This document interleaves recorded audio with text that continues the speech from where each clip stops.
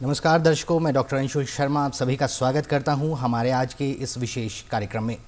दर्शकों, आज हम बात करने वाले हैं दो ऐसी परियोजनाओं के बारे में जिन्होंने भारतीय अर्थव्यवस्था को न सिर्फ नई बुलंदियों तक पहुंचाया बल्कि विश्व देश दुनिया में भी अपना डंका बजाया है। जी हाँ, मैं बात कर रहा हूँ स्टार्टअप इंडिया और मेक इन इंडिया के बारे में। और दर्शकों, इसी विषय पर बातचीत करने के लिए हमारे साथ स्टूडियो में जुड़ चुके हैं हिमाचल प्रदेश विश्वविद्यालय से डीन प्लानिंग और डीन इंजीनियरिंग एंड टेक्नोलॉजी विभाग से डॉक्टर अरविंद भट्ट जी। डॉक्टर साहब, आपका इस कार्यक्रम में बहुत बहुत स्वागत है। धन्यवाद डॉक्टर अंशुल जी। सर, चलिए कार्यक्रम की शुरुआत करते हैं। मैं सबसे पहले बेसिक से शुरू करना चाहूँगा। सर, मैं जानना चाहूँगा कि स्टार्टअप इंडिया ये जो स्कीम है ये क्या है और ये कैसे काम करती है? अंशुल जी, ये स्टार्टअप इंडिया ऐसी स्कीम है जिसने भारत को विश्व पटल पर एक बहुत महत्व दिया है। ये डिपार्टमेंट ऑफ जो वाणिज्य मंत्रालय है उसका विभाग है, department of for promotion of industry and internal trade. और माननीय प्रधानमंत्री ने 15 अगस्त 2015 में जी। ये लाल किले से ये ऐलान किया था और 16 जनवरी 2016 जी को ये स्टार्टअप इंडिया प्रोग्राम शुरू किया गया। जी। और इसका मेन उद्देश्य ये था कि कैसे हम भारत को ट्रांसफॉर्म कर सकते हैं आर्थिक तौर पे और टेक्नोलॉजी के तौर पर और इनोवेशन के लिए, जिससे कि सिर्फ आर्थिक वृद्धि ही ना हो बल्कि साथ में एम्प्लॉयमेंट बढ़े। जी जी। डॉक्टर साहब, मैं जानना चाहूँगा कि ये दोनों जो स्कीमें हैं स्टार्टअप इंडिया या मेक इन इंडिया, इन्होंने भारत की अर्थव्यवस्था को किस तरह से बदला है या किस तरह का सहयोग इन्होंने अर्थव्यवस्था में दिया है? अंशुल जी, देखिए, क्योंकि जब कोई भी व्यक्ति बच्चे पढ़ाई करते हैं उसका मेन उद्देश्य होता है कि मुझे कुछ न कुछ जीवन में स्थायित्व मिले। जी। और स्थायित्व तभी मिलता है जब वो किसी पदवी पे, चाहे वो अपनी कोई जॉब करे जी। या फिर कोई उद्यम शुरू करे। और जब कभी हम सरकारी नौकरी में होते हैं तो उसमें बहुत सारी कठिनाइयाँ होती हैं। जी। हम जो चाहते हैं वो कर भी नहीं सकते हैं क्योंकि हम एक उससे बंधे होते हैं। अगर हम अपना उद्योग शुरू कर सकें और उस उद्योग में अगर आपको मार्केट है तो आप सही तरह से उसको कर सकते हैं और उसमें लाभ तो होगा ही होगा। तो आज जब आप स्टार्टअप इंडिया की बात करते हैं तो 7 साल हो गए 2016 के बाद। जी। आज हम विश्व में तीसरी सबसे बड़ा स्टार्टअप इकोसिस्टम बने हैं। ये एक बहुत बड़ी उपलब्धि है भारत के लिए। और आप ये देखते हैं कि आज एक युवा, मैं विश्वविद्यालय में हूँ, बच्चों को पढ़ाता हूँ, तकरीबन 30 साल से पढ़ा रहा हूँ। लेकिन पिछले कुछ सालों से हमने ये देखा है कि अब बच्चे जो है वो सरकारी नौकरी के लिए नहीं जाते हैं। वो ये चाहते हैं कैसे मैं जो मैंने पढ़ाई की है जी। उसको मैं कैसे अपने जीवन यापन के लिए उसको एक साधन बनाऊं। और मैंने ये भी देखा है कि हमारे बच्चे जो इंजीनियरिंग के फर्स्ट सेमेस्टर में आते हैं, अगर उनको सही मार्गदर्शन मिले, उनके पास बहुत सारे आइडिया होते हैं और जब वो पढ़ाई करते हैं उस आइडिया को कैसे हम किसी अपने जीवन को सार्थक बनाने के लिए उपयोग कर सकते हैं। और क्योंकि देखिए, पहले की बात और थी, आज हर चीज़, शायद आप मुझसे सहमत होंगे कि मटेरियलिस्टिक वर्ल्ड हो गया है। जी ज़रूर। जब तक, और अगर आपके पास बेसिक नेसेसिटी नहीं है तो कुछ भी पढ़ाई कर लो, कुछ भी डिग्री कर लो, चाहे IIT से डिग्री करो, चाहे आप अमेरिका जाके करो, तो लेकिन उसका कोई लाभ नहीं है। आपको बेसिक मिनिमम रिक्वायरमेंट तो आवश्यक ही आवश्यक है। और वो विद्यार्थी जो फर्स्ट ईयर में आता है उसके पास बहुत सोचने के लिए बहुत सारी दुनिया पड़ी है। अगर उसको सही मार्गदर्शन मिले, उस आइडिया को क्या वो कैसे आगे बढ़ाए, तो ये स्टार्टअप इंडिया एक बहुत बड़ा एक हमारे लिए एक प्लेटफॉर्म है। जी जी। डॉक्टर भट्ट, आपने विश्वविद्यालय की बात की, आपने वहाँ का उदाहरण दिया कि किस तरह विश्वविद्यालय के बच्चे आजकल स्टार्टअप की ओर ज़्यादा बढ़ रहे हैं। मैं जानना चाहूँगा कि जिस विश्वविद्यालय में आप हैं या हिमाचल प्रदेश विश्वविद्यालय स्टार्टअप के लिए क्या कुछ कार्य कर रहा है? देखिए अंशुल जी, मैंने अपने पूरे जीवन में ऐसा बदलाव कभी नहीं देखा और ऐसी चीज़ें देख के मन में बहुत प्रसन्नता होती है। जब मेक इन इंडिया प्रोग्राम शुरू हुआ था उसके बाद सभी सरकारों में होड़ मची कि क्या ये बहुत ही अच्छा प्रोग्राम है। आज भारत में तकरीबन 1 लाख 99,368 इतने स्टार्टअप्स हैं जी। और अगर हम हिमाचल की बात करें, हिमाचल में 324, और वो ऐसे तो बहुत सारे स्टार्टअप होंगे, लेकिन मैं ये उनकी बात कर रहा हूँ जो कि DPIIT, department for promotion of industry and internal trade, उसमें रिकॉग्नाइज रजिस्टर्ड हैं। तो 324, और सबसे मज़े की बात, हिमाचल में 324 में से 135 महिलाएं हैं। ये भी आपको जान के बहुत प्रसन्नता होगी। तो जब मेक इन इंडिया और स्टार्टअप इंडिया का प्रोग्राम शुरू हुआ, तो हर सरकार ने कोशिश की कि कैसे हम इस अवसर का लाभ उठाएं। और आपको ये जानकर बहुत प्रसन्नता होगी, हिमाचल सरकार का जो इंडस्ट्री डिपार्टमेंट है, उद्योग विभाग, उसमें सेंटर फॉर एंटरप्रेन्योरशिप डेवलपमेंट, उन्होंने बहुत ही अच्छा काम किया है और मैं आपके माध्यम से उनको बधाई देना चाहता हूँ। और आपको ये भी मालूम होना चाहिए कि जो छोटा राज्य होते हुए, संसाधनों की कमी होते हुए भी, फिर भी हम एक सर्वे करवाया था भारत सरकार ने, उसमें हम नंबर 1 पे रहे थे स्टार्टअप पॉलिसी को इम्प्लीमेंट करने के लिए। तो ऐसे शुरुआत में हिमाचल में 4 इंक्यूबेशन सेंटर स्थापित किए गए थे इंडस्ट्री डिपार्टमेंट की तरफ से। असल में होता क्या है कि जैसे मैंने आपको बताया, हमारे पास कोई विचार है, आइडिया है, लेकिन और हमें ये भी मालूम है कि हम कैसे इसको आगे बढ़ सकते हैं, लेकिन उसके लिए साधन नहीं है। कई बच्चे ऐसे हैं कि बहुत ब्रिलियंट हैं, लेकिन जब कुछ न कुछ करने के लिए हमें कुछ न कुछ संसाधन चाहिए। तो स्टार्टअप में क्या है कि अगर कोई भी आइडिया है, और इसमें एक बहुत बड़ी बात मैं आपको बताना चाहता हूँ, इसमें किसी चीज़ की योग्यता की ज़रूरत नहीं है जी। अगर आप 10वीं पास हैं तब कर सकते हो, एक किसान हैं तब कर सकते हैं। हमारे पास 3 स्टार्टअप ऐसे थे जो कि प्रोफेशनली कुछ भी उनके पास डिग्री नहीं थी जी, लेकिन उनकी परफॉर्मेंस इतनी अच्छी थी, वो जो इंजीनियरिंग उनसे बेटर निकले। तो अगर आपके पास आइडिया है, उस आइडिया को गवर्नमेंट का एक पोर्टल है, उसमें आप आइडिया को डालिए, वहाँ एक्सपर्ट कमेटी बैठी है, उनको लगे कि हाँ ये आइडिया वाकई में इससे कोई न कोई प्रोडक्ट निकल सकता है। सबसे बड़ा काम है कि प्रोडक्ट निकल सकता है, और अगर प्रोडक्ट निकल सकता है, क्या मार्केट में उसकी यूटिलिटी है कि नहीं, और अगर यूटिलिटी है कितने लंबा चलेगा, तो उसके हिसाब से वो उसको एक्सेप्ट करते हैं। फिर पहले हमारे पास 4 थे, फिर 8 हुए, आज 12 इंक्यूबेशन सेंटर हैं। तो जैसे हमारा लाइफ साइंस है, टूरिज्म में हमारा मल्टी डिसिप्लिनरी विश्वविद्यालय हिमाचल विश्वविद्यालय में, किसी का सिर्फ IT क्षेत्र में, किसी का सिर्फ फूड प्रोसेसिंग क्षेत्र में, जैसे पालमपुर विश्वविद्यालय में सिर्फ एग्रीकल्चर के बारे में है, हॉर्टिकल्चर का सोलन यूनिवर्सिटी में है जी। तो ऐसे जो उद्योग विभाग उनको स्थानांतरित करते हैं उन बच्चों को, और उसके बाद हमारी एक कमेटी होती है, उस कमेटी में सब, और ये बहुत ही अच्छा एक प्रयोग है राज्य सरकार का कि उसमें एकेडमिशियन तो होंगे, उसमें जो वास्तव में जो फील्ड में जो उद्योगपति हैं 2 हमारे वो भी हैं, ताकि उनको मालूम हो कि ये आइडिया क्या वाकई में इससे बिजनेस हो सकता है कि नहीं। फाइनेंस के एक्सपर्ट्स उसमें होते हैं, उसके बाद जो मैनेजमेंट के एक्सपर्ट हैं हमारे, ये सब होते हैं जी। और ये सब उसके सामने अपना आइडिया बताते हैं, और जो विशेषज्ञ हैं वो ये देखते हैं क्या वास्तव में ये आइडिया इस काबिल है कि नहीं। और कई बार ऐसा भी हुआ है, और वो बच्चे बहुत ही प्रसन्न हुए कि उनका आइडिया कुछ और था, जब एक्सपर्ट्स ने उनको बताया कि ये इसको अगर आप ऐसे करो तो शायद इसमें और फ़ायदा होगा जी। तो ऐसे हमारे 4-5 ऐसे भी थे जिन्होंने कि जो हमारे जो नेचुरल प्रोडक्ट्स हैं हिमाचल में, जड़ी बूटियाँ हैं, कुछ सुगंधी तेल हैं, तो ऐसे उन सब चीज़ों से उन्होंने कोई प्रोडक्ट बनाया जो एक्सपर्ट ने बताया कि आप इसको ऐसा मॉडिफाई कीजिए। मतलब सर कुल मिला के कहा जा सकता है कि हिमाचल प्रदेश विश्वविद्यालय स्टार्टअप्स को प्रमोट करने के लिए ज़मीनी स्तर पे कार्य कर रहा है। बिल्कुल जी।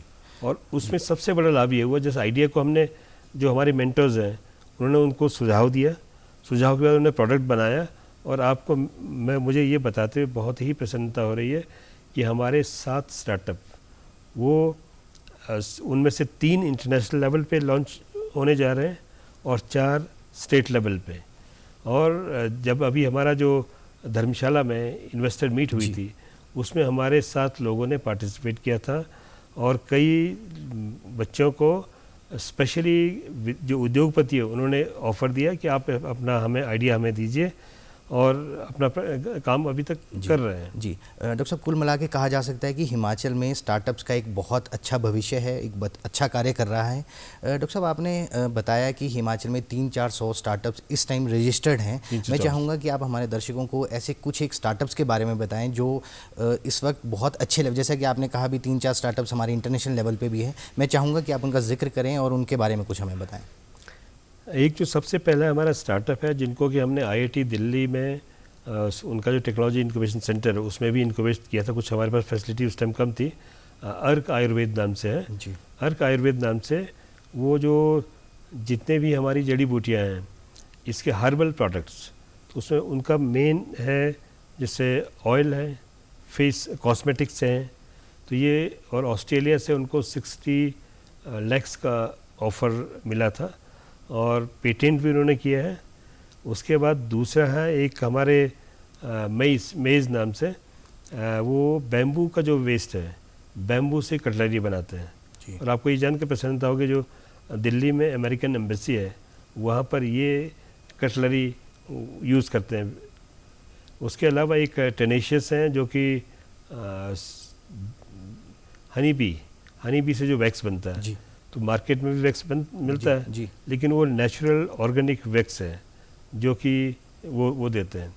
उसके अलावा कुछ हमारे, जैसे आपने देखा होगा कि जब हिमाचल एक फल का राज्य है, लोग कितने सारे पेस्टिसाइड यूज़ करते हैं, इंसेक्टिसाइड यूज़ करते हैं, तो कुछ हमारे जो मेडिसिनल प्लांट्स हैं उनसे पेस्टिसाइड बनाया गया है। वो हमारा ट्रायल बेस पे है, मतलब ऑर्गेनिक पेस्टिसाइड जिसमें कि केमिकल बिल्कुल नहीं होंगे। अगर केमिकल नहीं होंगे तो स्वास्थ्य को विपरीत प्रभाव पड़ेगा नहीं। अदरवाइज़ आप देखिए हम कितने, जब ये पेस्टिसाइड यूज़ कर रहे हैं, केमिकल यूज़ कर रहे हैं, तो उनसे धीरे धीरे ज़मीन से हमारे अंदर हम जो फ्रूट प्रोडक्ट ले रहे हैं तो हम उनको ग्रहण कर रहे हैं, और धीरे धीरे पहले मालूम नहीं होता है, लेकिन जब मालूम होता है तब तक स्थिति बिगड़ गई होती है। तो ये इससे बहुत बड़ा एक फ़ायदा होगा। जी, निश्चित तौर पे कहा जा सकता है कि हिमाचल प्रदेश में जो भी स्टार्टअप्स इस वक्त कार्य कर रहे हैं वो एक बड़े विजन के साथ कार्य कर रहे हैं, चाहे वो नेचुरल फार्मिंग हो या एक नेचर के प्रोडक्ट को आगे ले जाने की बात कर रहे हों, तो इस तरह के प्रोडक्ट्स हिमाचल में काम करें। डॉक्टर साहब, मैं आपसे जानना चाहूँगा कि इस समय जो हमारे देश या प्रदेश का जो स्टार्टअप और मेक इन इंडिया स्कीम है, ये विदेशों की दूसरे स्टार्टअप स्कीम से किस तरह से भिन्न है, या आप हमारे इन प्रोग्राम्स को उनके प्रोग्राम से किस तरह से कंपेयर करेंगे? देखो, एक तो जैसे हमारा स्टार्टअप स्कीम जब चली है उसके बाद शुरू में इसको थोड़ी झिझक थी मुझ में। हमारी सबसे बड़ी चीज़ है कि हम काम शुरू तो कर लेते हैं, लेकिन जब लॉन्च करने की बात आती है तो साधन नहीं होते हैं जी। और ये इंक्यूबेशन सेंटर जो गवर्नमेंट ऑफ इंडिया ने जो स्कीम चलाई है, ये इंक्यूबेशन सेंटर उनको सक्षम बनाते हैं, उनको साहस देते हैं, और उनको हम 1 साल 25,000 रुपये पर मंथ सस्टेनेंस अलाउंस देते हैं। वो सस्टेनेंस अलाउंस अगर उन्होंने किसी एक्सपर्ट के पास जाना है, आप उसमें अपना मॉडिफाई करना है, या किसी इन्वेस्टर मीट में जाना है जहाँ उनको मालूम हो कि बड़े बड़े लोग आ रखे हैं, उन्होंने कैसे अपने बिजनेस को आगे बढ़ाया, तो उसके लिए हम उसको पैसे देते हैं जी। और छोटी छोटी चीज़ों के लिए अगर ज़रूरत हो तो हम उसके अलावा और भी हम उनको पैसे देते हैं। ये हमारे देश में एक बहुत बड़ी जो हमें लगता है और हमने फेस की है कि एक कॉन्फिडेंस जो शुरू में नहीं था, अब धीरे धीरे कॉन्फिडेंस बिल्ड हो रहा है। क्योंकि हमारे पास 50 लाख रुपए मान लो है, अगर 25 लगा दिए, 25 बच गए और वो 25 डूब गए, तो फिर आदमी उसके बाद टूट जाता है, दोबारा हिम्मत करनी पड़ता है। तो लेकिन अब जो है कॉन्फिडेंस बन रहा है। दूसरी बात कि अगर आपने प्रोडक्ट बना भी लिया तो क्या उसको आगे हम कैसे मार्केट कैसे करेंगे, वो कॉन्फिडेंस नहीं था। तीसरा, अगर कुछ चीज़ें हमें, मान लो सपोज़ हमने कुछ प्रोडक्ट बनाना है, उसमें हमें एक्सपर्टीज चाहिए, एक्सपर्ट लोग मिल भी जाएंगे, लेकिन क्या हम उसको रिटेन कर पाएंगे? बेंगलोर जैसी जगह में, जैसे वहाँ पर इलेक्ट्रॉनिक सिटी है, 35 किलोमीटर है मेन सिटी से, तो बेंगलोर जैसी जगह में बहुत एक्सपर्ट हम वो रिटेन नहीं कर पाते हैं। और हम तो जैसे पहाड़ी राज्य हिमाचल है, उत्तराखंड है और ऐसे हैं, तो क्या वहाँ पर ऐसी सुख सुविधाएं हैं कि हम उनको एक्सपर्ट्स को भी रिटेन कर सकें। तो ग्लोबल कंपटीशन बहुत बड़ी एक ये है। और बाकी और दूसरी बात ये जो अब तो काफ़ी इसमें सुधार आया है, गवर्नमेंट रेगुलेशन। जी। आप किसी भी विदेशी से पूछिए, यहाँ पर ये दिक्कत थी कि हर चीज़ें हमारी जो सरकारी जो प्रतिक्रिया है उसमें इतनी लंबी वो होती है, प्रोसेस बहुत लंबी हुआ करती है। प्रोसेस की जब तक हम शुरू करते हैं, जी। जब ख़त्म होता है तो कई बार वो आदमी फिर हिम्मत हार जाता है, ठीक है छोड़ो, इंटरेस्ट ही नहीं रहता। लेकिन अब ये जो सिंगल विंडो की बात की है, जो स्टार्टअप की बात की, इसमें सब चीज़ें एक प्लेटफॉर्म पर है और उससे ये इसमें काफ़ी सुविधा है। कुल मिला के मतलब हमारी सरकार स्टार्टअप करने के लिए जितना आसानी कर सकती है उतना कर रही है, और आने वाले समय में भी उसमें कुछ बदलाव देखने को मिल सकते हैं। डॉक्टर साहब, मैं आपसे जानना चाहूँगा कि इस वक्त जितने भी स्टार्टअप हिमाचल में या हमारे देश में चल रहे हैं, या एक स्टार्टअप को शुरुआत करने के लिए किन किन चुनौतियों का सामना करना पड़ता है लोगों को, और उनसे कैसे पार लगाया जा सकता है? देखो, एक तो सबसे पहले जो मैं आपको बताना चाहता हूँ कि स्टार्टअप जो भी शुरू करे तो सबसे पहले उसको अपनी प्रॉब्लम आइडेंटिफाई करें, और प्रॉब्लम जो आइडेंटिफाई करे वो जो एक्सपर्ट से सलाह ले ले, क्या ये जो मेरी प्रॉब्लम है ये ठीक है कि नहीं।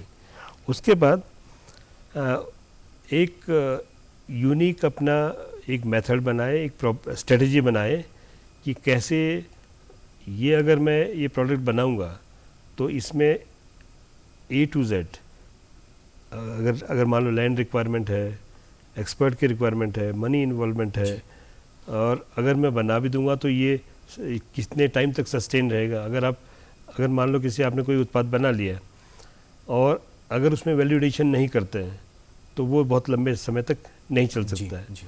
और उसके अलावा आपके कंपटीटर हैं, वो कंपटीटर भी आपके प्रोडक्ट को देख के, अब आपने मार्केट में देखा होगा कि अगर जैसे कॉलगेट बना कॉलीजेट बन जाता है, तो आम आदमी को मालूम नहीं होता है। प्लस उसके अलावा उसका जो इंटेलेक्चुअल प्रॉपर्टी है उसकी, अगर मान लो जैसे आपने अभी इंटरनेशनल की बात की थी, हमारे इंटेलेक्चुअल प्रॉपर्टी जो राइट्स है, इंडियन IPR है, यूरोपियन है, अमेरिकन है, तो उसकी जानकारी भी ज़रूरी है। अगर हमने प्रोडक्ट बनाया इंटरनेशनल मार्केट में भेज रहे हैं तो क्या हम अपने इंटेलेक्चुअल प्रॉपर्टी राइट्स को कैसे सुरक्षित रख सकते हैं, इसकी भी जानकारी ज़रूरी है। लीगल कॉम्प्लिकेशन क्या क्या आ सकती है। अगर बायोडाइवर्सिटी एक्ट की बात कर रहे हैं, अगर मान लो कोई आपने लोकल रिसोर्स से कोई प्रोडक्ट बनाया तो बायोडाइवर्सिटी एक्ट में उसकी बहुत सारी कंपल्शंस हैं कि हमें ये सब करना ही पड़ेगा, तो उसका ज्ञान होना भी ज़रूरी है। तो ये सब चीज़ें अगर हो, और एक उसके अलावा पैसा कहाँ से आएगा। जी, मैं अगला सवाल यही करना चाह रहा था। पैसा, क्योंकि सब चीज़ें पैसे पे होती हैं, तो ये जो स्टार्टअप वाला ये सबसे बहुत, मैंने आपसे कहा था कॉन्फिडेंस बढ़ गया। जी, कॉन्फिडेंस इसलिए बढ़ गया कि हमें ये स्टार्टअप स्कीम के थ्रू हमें ये मालूम है कि अगर मैंने ये काम किया तो मुझे सपोर्ट करने के लिए है, सरकार है। और अगर हम इंक्यूबेशन की बात करें, अगर हमारा कोई भी बच्चा कोई प्रोडक्ट बनाता है तो 1 साल तक हम उसको सपोर्ट करते हैं, 25,000 पर मंथ। जी, उसके अलावा हम कुछ पैसे और भी देते हैं। मान लो कई बार उनको कुछ मोल्ड बनाना है, कुछ करना है, तो थोड़ी बहुत सपोर्ट हम देते हैं। मतलब इंस्ट्रूमेंट्स लगाने के लिए भी अलग से पैसा छोटे मोटे उसके लिए। बाकी अगर बड़ा करना तो हमारे इंक्यूबेशन सेंटर में ऑलरेडी कुछ इंस्ट्रूमेंट होते हैं जो सब उसको यूज़ कर सकते हैं, लेकिन हम किसी प्राइवेट इन्वेस्टर की हेल्प भी उसमें लेते हैं। लेकिन अगर उससे बियॉन्ड जाना हो तो हम इंक्यूबेशन सेंटर में उसको अलाउ करते हैं, वो लाइफ लॉन्ग हमारे इंक्यूबेशन सेंटर की सुविधाएँ इस्तेमाल कर सकता है। लेकिन अगर प्रोडक्ट बन गया तो मार्केट में जाने के लिए गवर्नमेंट उसको 10 लाख तक की सपोर्ट देती है, ताकि वो उसको ले एक पैसा वो हो। और इसके बाद अगर इंडस्ट्री डिपार्टमेंट उसको प्लॉट, जहाँ पर इंडस्ट्रियल प्लॉट है, उसको प्रायोरिटी पे, अगर हमारे पास रजिस्टर्ड है, वो DPIIT में रजिस्टर्ड है, तो वो उसको प्रायोरिटी में उसका इंसेंटिव मिलता है कि उसको प्लॉट मिल सकता है। उसके अलावा जो गवर्नमेंट ऑफ इंडिया की और बहुत सारी स्कीम है, ये तो है department of commerce and industry की, लेकिन और स्कीम्स में अगर स्टार्टअप हमारे पास रजिस्टर्ड है, उसको वहाँ उस इंसेंटिव के लिए भी वो एलिजिबल होता है। जी, तो कुल मिला के कहा जा सकता है कि गवर्नमेंट ने हमारे स्टार्टअप्स के लिए एक बहुत अच्छा चैनल क्रिएट किया है और मतलब उसको मार्केट तक ले जाने के लिए पूरी हेल्प करती है गवर्नमेंट। सर मैं आपसे चाहूँगा कि अगर कोई व्यक्ति अपना स्टार्टअप रजिस्टर करना चाह रहा है, जैसे कि आपने इंक्यूबेशन सेंटर की बात की, तो किस तरह से एक इंक्यूबेशन सेंटर का पता लगा सकता है, किस तरह से अपने आप को रजिस्टर कर सकता है? इसके लिए आजकल तो सारी सुविधाएं उपलब्ध हैं, डिजिटल मतलब ऑनलाइन माध्यम से भी ऑनलाइन माध्यम से, जैसे स्टार्टअप इंडिया आप गूगल सर्च कीजिए, startup India, make in India, और उसके अलावा प्रदेश स्तर पर चीफ मिनिस्टर स्टार्टअप स्कीम जी, आप साइट पे जाइए, वहाँ पर सारी चीज़ें A to Z लिखिए और वहाँ कैसे क्या करना अपना आइडिया उसमें डाल दीजिए। उसके बाद इमीडिएट, और मैं आपको बता सकता हूँ कि विद इन 24 आवर्स, उससे पहले आपको यस और नो आ जाएगी कि हाँ आपको आपका आइडिया ठीक है नहीं है। और कुल मिला के कहा जा सकता है बहुत फास्ट प्रोसेस है और बहुत इजी प्रोसेस है, घर बैठे बैठे भी इसको रजिस्टर किया जा सकता है। डॉक्टर साहब मैं चाहूँगा कि आखिर में जाते हुए एक लास्ट सवाल मैं आपसे लेना चाह रहा हूँ कि यदि कोई व्यक्ति स्टार्टअप करना चाहता है तो उसे किन बातों का विशेष ध्यान रखने की ज़रूरत है, या ऐसी कौन सी प्रैक्टिसेस हैं जिसे वो अपना के अपने एक स्टार्टअप को सफल बना सकता है? नंबर एक, जब कभी आइडिया जो है कि कहाँ कहाँ हमारे पास अपॉर्चुनिटीज़ हैं, अगर हमने गलत जगह अपॉर्चुनिटी देखी तो वो ज़्यादा लंबा नहीं चलेगा। उसके अलावा हमें एक हमारी स्ट्रेटजी बनानी पड़ेगी, बिजनेस प्लान कैसे बनेगा, क्योंकि अगर हम घर में भी अगर 100 रुपये आते हैं, 100 रुपये में से उस 100 को कैसे खर्च करना और बाद के लिए बचाना भी है, तो ये सब प्लान होना चाहिए। तीसरी बात, टीम अच्छी होनी चाहिए। कई बार हमारे स्टार्टअप आते हैं, शुरू में जोश में तो आ जाते हैं, लेकिन जब फाइनेंस बीच में आता है तो सारे बिखर जाते हैं और वो कहीं नहीं रहते हैं। फंडिंग आप कहाँ से लाओगे, मार्केट आपकी कैसी होगी। अगर मान लो सपोज हिमाचल में आपको हॉर्टिकल्चर का बिजनेस शुरू करना है तो ये सबसे बड़ा होगा, अच्छा होगा। अगर हिमाचल में आपने कोकोनट शुरू कर लिया तो शायद मैं एक एग्जांपल आपको दे रहा हूँ, तो इस तरह की स्ट्रेटजी होनी चाहिए कि, और उसमें एक्सपर्ट्स का सुझाव हमेशा लेना चाहिए। Startup scheme government of India के पोर्टल पे वैसे आप अपना आइडिया डाल सकते हैं कि मैं ऐसा करना चाहता हूँ या चाहती हूँ, तो इसमें वो आपको इमीडिएट वहाँ से आंसर मिल जाएगा। और उसके अलावा जो मैं आपको और ही बताना चाहता हूँ कि इन्वेस्ट इंडिया सीड फंड, एक और जो 10 लाख की बात मैंने बताई थी, इन्वेस्ट इंडिया सीड फंड और भी है, तो उसमें कुछ ग्रांट देते हैं और उसके बाद कुछ डेट देते हैं, लोन भी देते हैं, जो कि बहुत ही सस्ते दरों पे होता है, और उसमें हमारे स्टार्टअप एलिजिबल है। जी, कुल मिला के एक स्टार्टअप को चलाने के लिए सबसे पहले आपके पास एक आइडिया होना चाहिए, आपको मार्केट का पता होना चाहिए, और जो इसमें एक विशेष रहेगा वो ये कि आर्थिक मदद कहाँ से ली जाए। तो कुल मिला के इन 3 चीज़ों का होना बहुत ज़रूरी है एक स्टार्टअप को रजिस्टर करने के लिए। डॉक्टर साहब आप आज हमारे इस कार्यक्रम में आए, आपने हमारे दर्शकों को विस्तृत रूप से बहुत अच्छी जानकारी प्रदान की। मैं आशा करता हूँ दर्शकों को ये जानकारी अच्छी लगी होगी। डॉक्टर साहब आपका धन्यवाद हमारे कार्यक्रम में आने के लिए। दर्शकों, अगली बार एक नए टॉपिक के साथ फिर हाजिर होंगे, तब तक के लिए नमस्कार।